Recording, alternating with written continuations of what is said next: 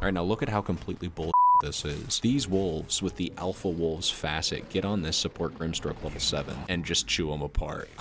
I'm sorry, that's just broken. What the? Okay, this is like 10 seconds after the clip that we just watched. Now look at this level 12 Lycan with the maxed out wolves, maxed out feral impulse, finds a specter. And when I say finds a specter, I mean the wolves find a specter, okay? We're on full hunt mode, we sniffed her out. We're not even fighting her directly with her hero. We only come in for the last hit, okay? That was literally wolves chewing her apart with maybe like a little bit of the damage coming from Ignite and Phoenix. It's crazy damage, crazy. And I feel like you know this is when you're gonna lose. When you're the enemy support and you're having your team has this hard of a time dealing with the Lycan wolves that are diving your fountain, basically diving your fountain in between your tier 4s. You're casting spells on it literally from within your fountain. Enemy mid laner, by the way.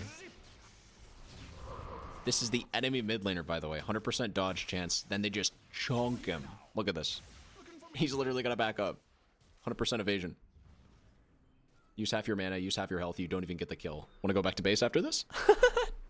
One spell cast, enemy mid laner has to go back to base. And it's like you're Spectre, you're using Haunt, you're trying to get away, you're using Shadow Dagger to walk over, but nope, the wolves are just there, interception. Here's another support clip for you. Look at this Grimstroke, just gets deleted by these wolves. They get on top of him, the Lich there with the stun to try to help or do something, but it's just not enough, dude. These wolves are cracked, man, because they don't care about towers. They don't care about towers. They have an ability that lets them ignore towers for like 5 seconds. They're just a menace. They're absurd. The sheer terror you inflict controlling the map with 2 invisible mini heroes complete with 2 CCs, like 3 different damaging steroids and permanent invisibility it's extremely oppressive to play against. It's intimidating. They set up solo kills, they set up duo kills, I guess technically, because they're kind of like creep-like heroes. So pretty much until the support gets an item or hits like level 10, or sorry, not 10, like 17, 18, maybe even 20 for some supports. Honestly, all throughout the game, you can use these to set up support kills very easily. And then core kills, it's much the same. You might need a hero to assist you,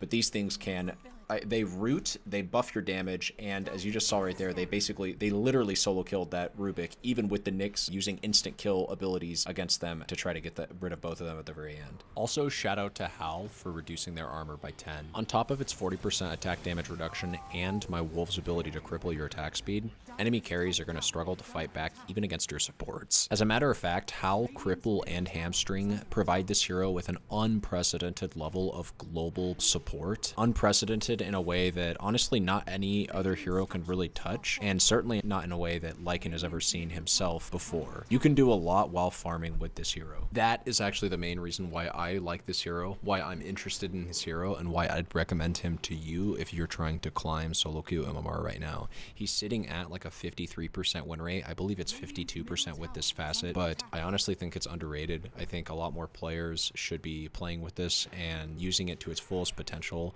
with its micro potential. I think it's one of those like IO or Meepo type effect things where because of its unorthodox playstyle, not very many people are accustomed to it, and so its win rate is more reflective of that fact rather than anything that has to do with its power level, because I truly think this is broken. So I guess my next step would be to assemble some sort of guide for you so that you could leave this video with a bunch of information about how to level this character and like play it such that you have the effectiveness that I am trying to articulate that you should be able to have with it if you play it correctly. And so yeah, let's do that. This is what I learned from these pro replays. Number 1, and the most obvious thing to me that stuck out, was that gyro is like a hard freaking counter to Lycan, man. That crap is just so annoying to play against. And for that matter, let's throw Enchantress on there, and a few maybe not so obvious ones. Chen can be pretty annoying for sure, but he's not like a deal breaker.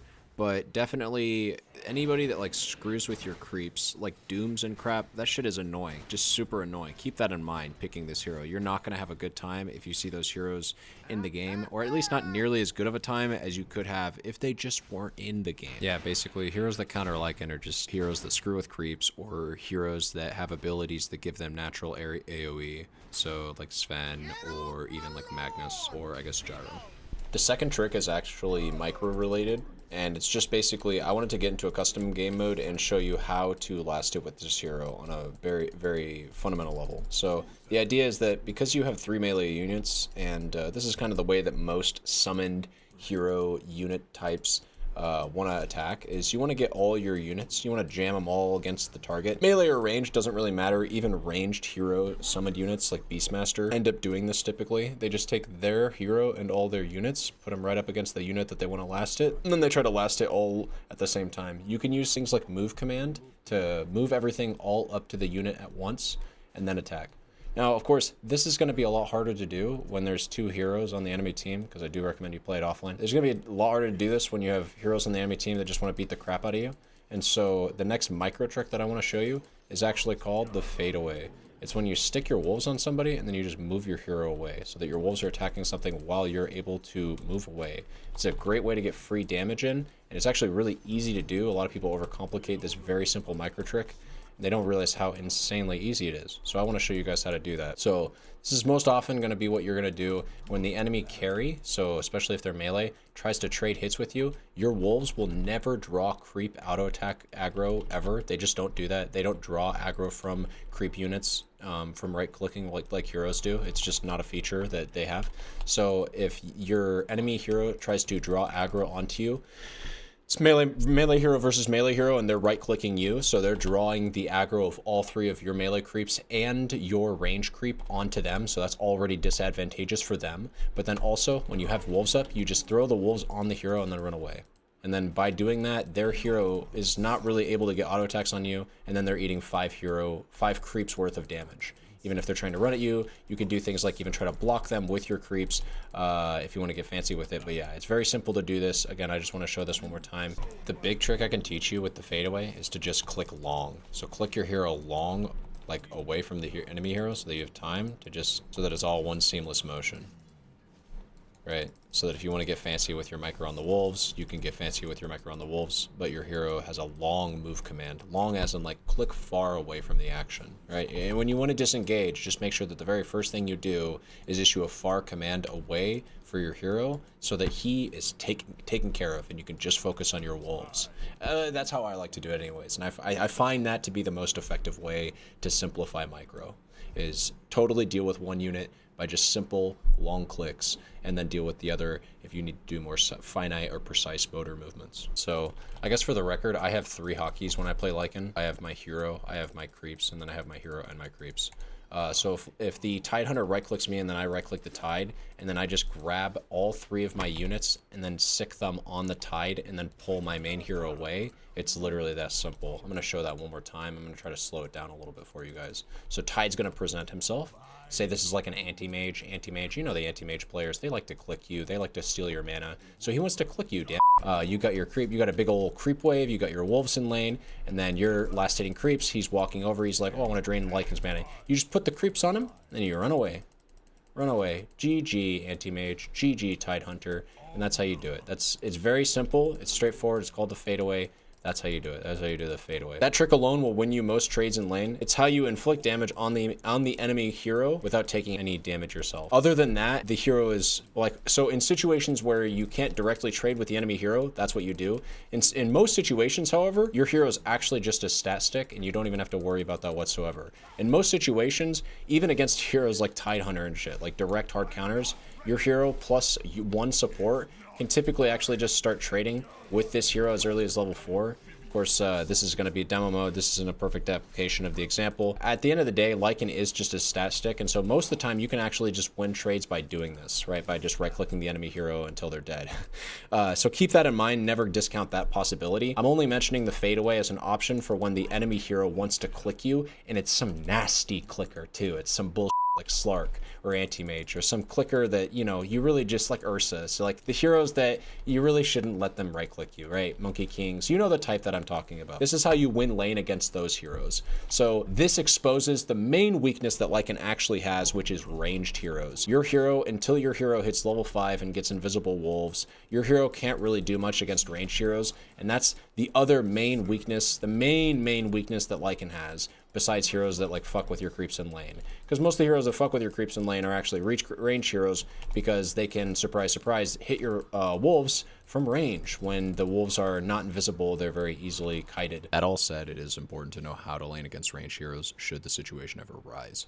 You're basically going to be using your wolves to block camps way more often, like we're seeing in this clip, and you're just going to have to accept the fact that you're going to get less farm. you'll make it up in the mid game. You'll usually be rushing a Midas anyways. That's the core philosophy behind your micro and the situations in which it works, which is, you know, literally almost every single melee matchup that I can think of anyways, and then the situations where it doesn't, which is ranged heroes in lane. The next thing I picked up on was that as soon as they picked up their Howl and it was 5 minutes, or basically the first night in game, I suppose this would be different if you, for instance, had a Night Stalker with the Facet in your game, but they're just spamming Howl whenever it's nighttime and they first get access to the ability. Basically, anytime they see any kind of engagement happen on the map, they use the ability. When you think about it, it's actually really overpowered. It is a global influence everybody on the map. So basically, everybody on your team does more damage, and then everybody on the enemy team does less damage. It's kind of just like straight broken when you think about it. If like you're able to just spam it at night, especially during the laning phase. Basically, only at nighttime. You should only be really using this at nighttime because you don't really have the mana to keep up for it. Furthermore, people go power treads. Definitely tread swap. Tread swapping is like one of the main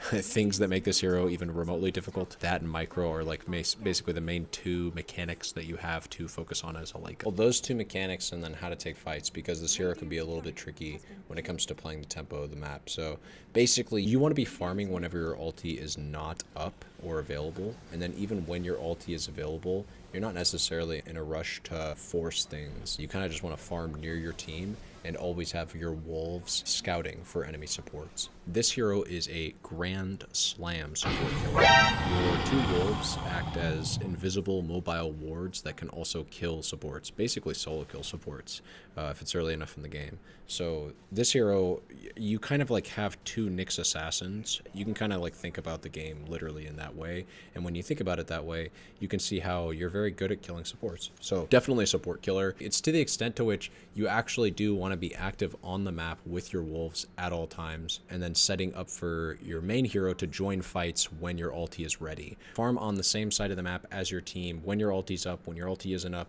you should be using twin gates and TPs to jump around the map, to push out creep waves. That's a main thing that you could do, is you're very good at dealing with trash creep waves. You're very much like a Spectre, in the sense that, or maybe more like a Naga, where you can assist your team globally by just running to the fight. If you have your ulti up off cooldown and you're even a bit of a ways away, you just pop your ult and run and join into your team. So you can join fights well by collapsing into them with your ult, and then you can assist fights without your ulti. You're always useful with your basic abilities, especially with the style, because of how freaking broken the wolves are as a basic ability. Really enjoy playing this hero in a side lane when you don't have ult. Really enjoy farming creep waves that are in the side lanes and jungle camps that are in the far jungle when this hero does not have an ulti. I want to talk about the build real quick. Pros really seem to be buying whatever on this hero. I'd say the main 2 commonalities are, as you can see, the Midas and the early game stats purchase. Obviously, power treads is the only boots that make sense on this hero, especially playing this style, because the facet gives your wolves free pathing when they are under the effects of Hightail. But nevertheless, as you can see, there's just a myriad of item choices in there outside of the Midas and power treads. You see 1 early game pickup for the corrosion, but other than that, we see Scythe of Vice, first item pickup. I don't think that game was a win. Salt Cuirass, we see BKB, we do see Ags, we see Basher, we see Orchid. I really like Orchid. I think Orchid makes the most sense from my perspective as a solo killing / wanting to assist your team. I really think playing this hero with the intent of going in and sniping a hero with your wolves and the ability to cut with your main hero is the go-to pub strategy for how to win MMR with this hero at the mid-level. So I'm going to go ahead and safely recommend you go Orchid. It also gives you better Roshan potential, especially when you upgrade it into Bloodthorn, and it pretty much solves all of your mana problems in case you want to spam your wolves out. Next best option, besides going an Orchid first, if this is especially assuming you don't need an Orchid to kill the enemies, because the enemies do not have silence. We don't have, like, if you know, this is assuming like no spirit heroes. Like, let's say you need a pure damage option, basically. You just need to worry about the man fight. In that case, you can go items like Echo Saber. I see the Manta style pickup on a few of these builds, but I'm not very convinced. Please remember that Lycan is a universal hero now, so Manta style does have quite a boost of stats there from it, but I personally don't see it as a great damage item when compared to something like a Harpoon.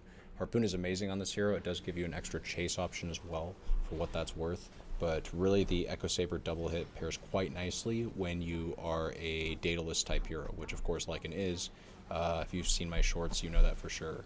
But you're kind of like a Sven in that you have a huge built-in crit that you really want to take advantage of by getting as many hits out as possible with that are big and juicy. So get damage and get those attacks out as quickly as possible. I would say Power Treads Midas with an Orchid or an Echo Saber, and ideally you get one of those two items maybe even before the Midas, so you can have an early power spike and try to get some solo kills. I would say that's your ideal core build for most games, is those items with a magic wand. After, you can usually look to get into a BKB. I would just max Wolves as quickly as possible, then max Feral Impulse, and lastly max Howl. I see some players like to go for the first early 4 points in the Wolves before maxing their Feral Impulse. I feel as though this only delays your power spike. You can have your Wolves completely maxed out by level 9, and if you do so, they can basically as early as that go around and start becoming solo killing machines.